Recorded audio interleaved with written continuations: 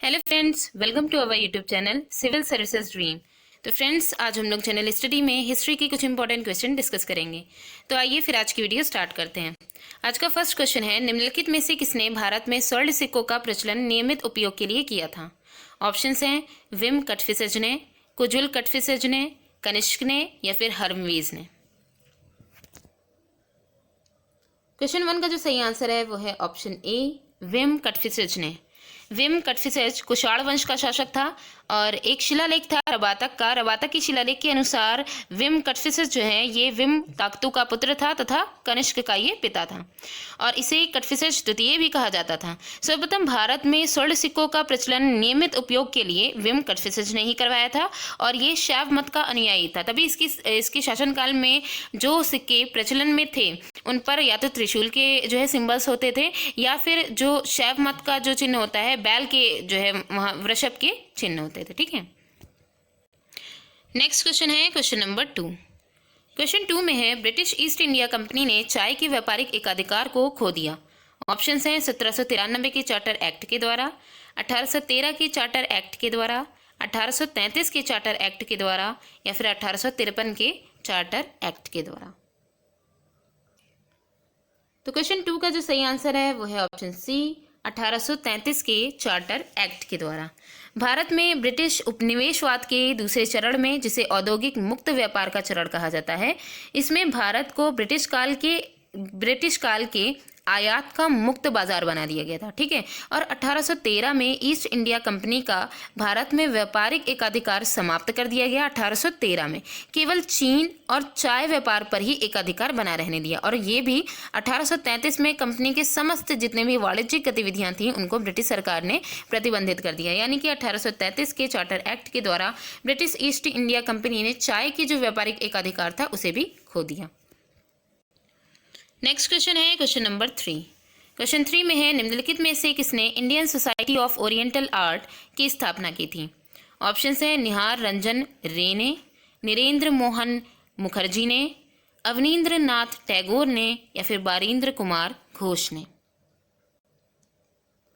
Question 3 का जो सही आंसर है वो है ऑप्शन सी, अवनींद्र नाथ टैगोर ने। Indian society of oriental art की स्थापना अवनींद्र नाथ टैगोर ने की थी और अवनींद्र नाथ टैगोर जो थे वो Indian society of oriental art के मुख्य चित्रकार भी थे और साथ ही साथ इनके संस्थापक तो थे ही ये। ठीक है, और भारत में स्वदेशी मूल्यों के वे पहले सबसे बड़े समर्थक थे। भारतीय जो कला है उसके स्वदेशी मूल्यों के ये सबसे बड़े समर्थक थे Avanindra Nath Tagore.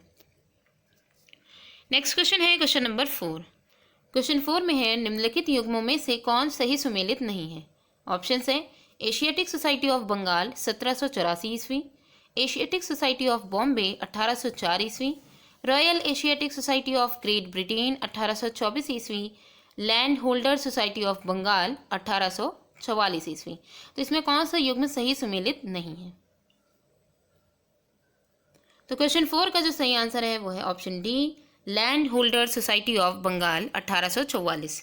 Land Holder Society of Bengal जो है इसकी जो स्थापना है वो 1844 में नहीं बल्कि 1838 में हुई थी और 1838 ईस्वी में द्वारकानाथ टैगोर इसके साथ साथ जिन्होंने इसकी जो है स्थापना में जिनका मेन जो है दायित्व रहा है वो द्वारकानाथ टैगोर हैं, प्रसन्न कुमार टैगोर हैं और राधाकांत देव हैं, रामकमल सेन और भवानी चरण मिश्रा ने इनकी ये जो Land Holder Society of Bengal है इसकी स्थापना 1838 में की थी। ठीक है, बाकी जो है यहाँ पे एशियाटिक सोसाइटी ऑफ बंगाल ये 1784 ईस्वी में हुई थी, विलियम जेम्स ने इसकी स्थापना की थी।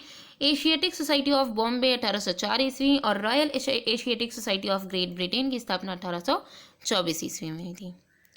नेक्स्ट क्वेश्चन है क्वेश्चन नंबर 5। क्वेश्चन 5 में है, निम्नलिखित में से कौन the problem of the Far East नामक पुस्तक के लेखक हैं? ऑप्शंस हैं लॉरेंस, कर्जन, चर्चिल या फिर लिटन। क्वेश्चन 5 का जो सही आंसर है वो है option B, Curzon. The problem of the Far East नामक पुस्तक के जो लेखक हैं वो लॉर्ड कर्जन है। ठीक है, और लॉर्ड कर्जन जो है वो 6 जनवरी 1899 यानी कि इनके जो टाइमिंग है वो 1899 से 1899 से 18 नवंबर 1905, ठीक है, 1899 से 1905 तक के ये भारत के गवर्नर जनरल रहे। और इन्होंने ही, यही जो लॉर्ड कर्जन है, इसी ने ही the problem of the Far East नामक पुस्तक लिखी थी। नेक्स्ट क्वेश्चन है क्वेश्चन नंबर 6। क्वेश्चन 6 में है, बंकिम चंद्र चटर्जी के प्रसिद्ध उपन्यास आनंद मठ का कथानक आधारित है। आनंद मठ का कथानक जो है वो किस पर आधारित है? ऑप्शंस हैं, चुआर विद्रोह पर, रंगपुर तथा दिनाजपुर के विद्रोह पर, विष्णुपुर तथा वीरभूमि में हुए विद्रोह पर, या फिर सन्यासी विद्रोह पर। तो क्वेश्चन 6 का जो सही आंसर है वो है ऑप्शन डी, सन्यासी विद्रोह पर। बंकिम चंद्र चटर्जी के जो प्रसिद्ध उपन्यास आनंद मठ है, उसका जो कथानक है वो सन्यासी विद्रोह पर है। वंदे मातरम गीत बंकिम चंद्र चटर्जी के प्रसिद्ध कृति, ये जो आनंद मठ है, इसी से ही लिया गया था, ठीक है। और इसका भी हमने बताया कि इसका जो कथानक था इस कृति का, वो सन्यासी विद्रोह पर आधारित है। 1896 में कांग्रेस के जो कलकत्ता अधिवेशन था, इसमें पहली बार वंदे मातरम गीत, जो कि आनंद मठ से लिया गया था, ठीक है, इसे गाया गया था 1896 में कांग्रेस के कलकत्ता अधिवेशन में। नेक्स्ट क्वेश्चन है क्वेश्चन नंबर 7। क्वेश्चन 7 में है, अखिल भारतीय किसान सभा के संस्थापक अध्यक्ष थे। ऑप्शंस हैं, आचार्य नरेंद्र देव, स्वामी सहजानंद सरस्वती, बंकिम मुखर्जी, जयप्रकाश नारायण। तो क्वेश्चन 7 का जो सही आंसर है वो है ऑप्शन बी, स्वामी सहजानंद सरस्वती। अखिल भारतीय किसान सभा 11 अप्रैल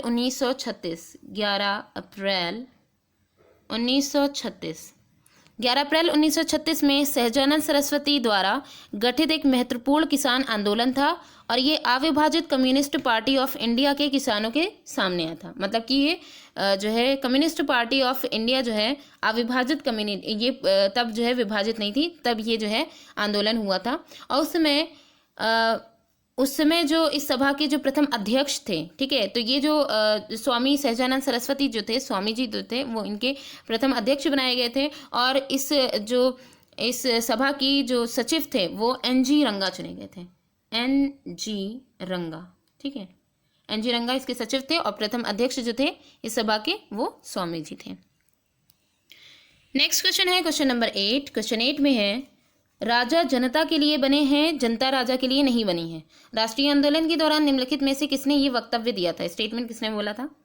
ऑप्शन है, सुरेंद्र नाथ बनर्जी ने, RC दत्त ने, दादा भाई नौरोजी ने, या फिर गोखले ने।